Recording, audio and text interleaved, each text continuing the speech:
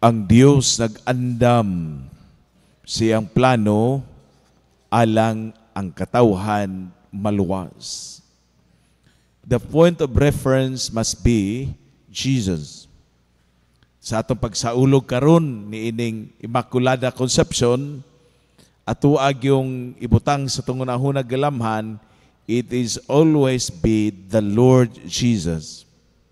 Dili tungod sa pagkaangayan ni Maria, kundi tungod kay giandam siya sa Dios nga mahimong inahan ni Jesus. Immaculada Conception.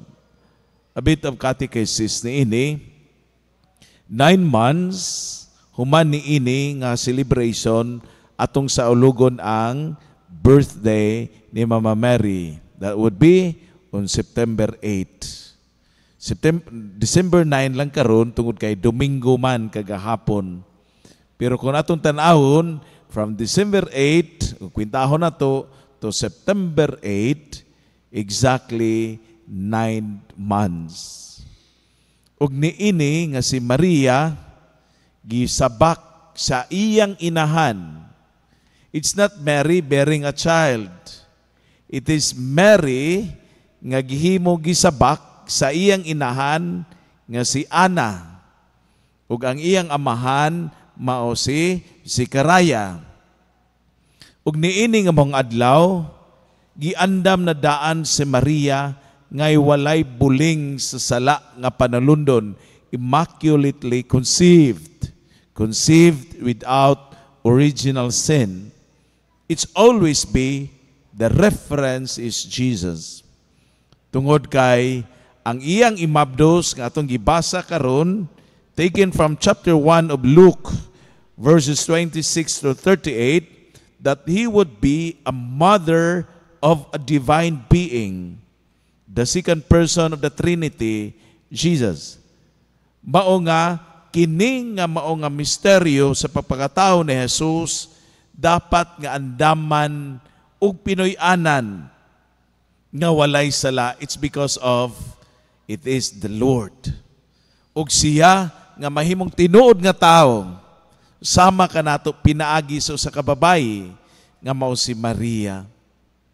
Muna nga niini, it is of human cooperation. Pagsugod pa lang daan sa kasaysayan sa atong kaluwasan, mirebilde manggod ang tao.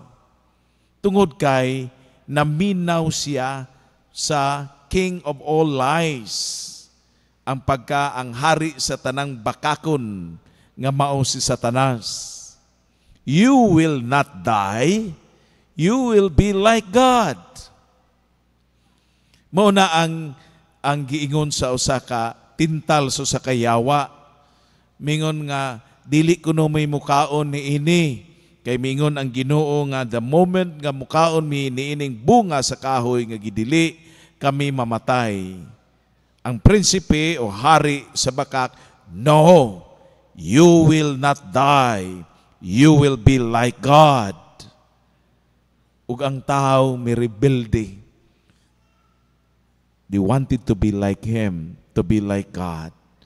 Ug mao kana the rest of the history, misulod ang kamatayon tungod sa sala.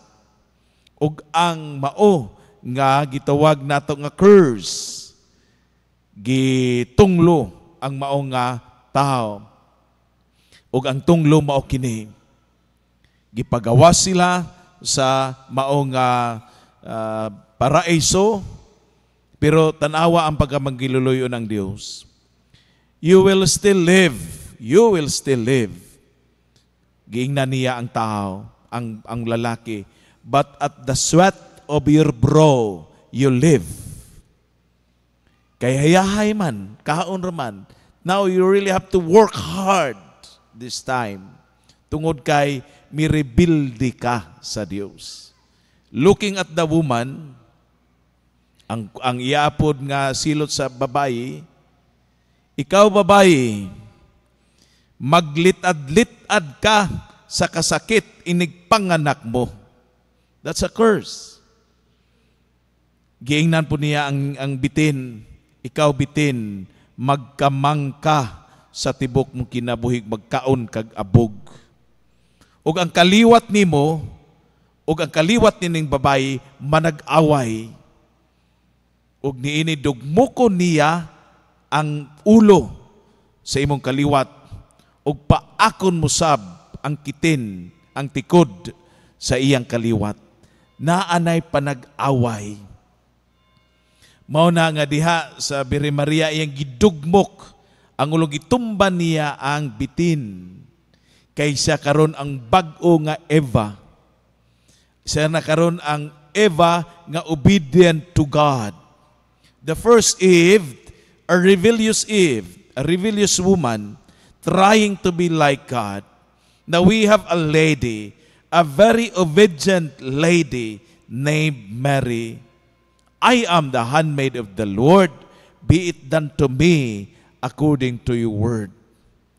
Mao na nga ang kaliwat ni Maria, kita, gihagit nga magka masinugtanon ngadto sa iyang anak. Ug niya kita karon nagsaulog ni ining banag-banag. Banag-banag tungod kay we are about to celebrate Christmas. Nga gipakatao diha sa sabakan, gikan sa bakan so sa kababayang gitawag Maria. Apan karon nga adlaw, banag-banag tungod kay ipakatao ang magmabdos sa Dios nga nagpakatao ang babayi nga ihanlan og Maria. Pagkaanindot kaayo ba nga we are so grateful that the history of salvation nga dili lang ta mo tan-aw diha lang taman. We do believe and convinced that He died for us. But we don't stop there. Atong gisubay ang nahimong kabahin nganong naatay Dios nga nagpakamatay nga mo si Jesus. Nga tinuod nga tao, nga dili lamat, kundi tinuod nga tao, ug nakita nato nga naagyod ang iyang inahan, ang Birhen Maria.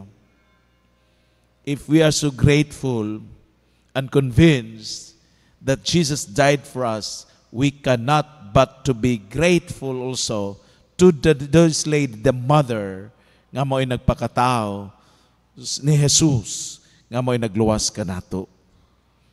Mao na nga as we remember in the salvation history, we have a lady named Mary. Kung doon naman gani, dili mo recognize kaniya, well, mangiluluyon manggihapon ang Diyos. Pero as human as we are, dili yun ta pwede kung dili i-recognize ang imong inahan. Si Jose nahimo laganing ng kabahin sa kasaysayan. Tungod kay very patriarchal, there must be a father of Jesus. Pero sa tinuod, Jesus of the Holy Spirit, nga nagpakatao diha so sa kababayi. Importante gyud kaayo ang babayi bisan diha sa kaluwasan. Kana bitaw mga lalaki diha sa ibit lang nato nino kay murag serious kaayo mo nga naminaw. Mo claim dayon og ako anang anak magbahin ta. Uy, wa ta kabalo og siya pag amahan nato. Kana ra magyong inahan mo inasayod kisa na amahan anang ilang mga anak pulo ka buok. Na joke lang na pero tinuod na. Ang inahan gyud nasayod diha tanan.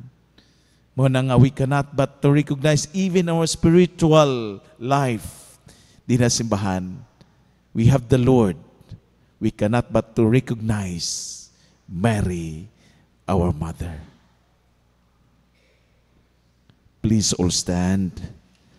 Let us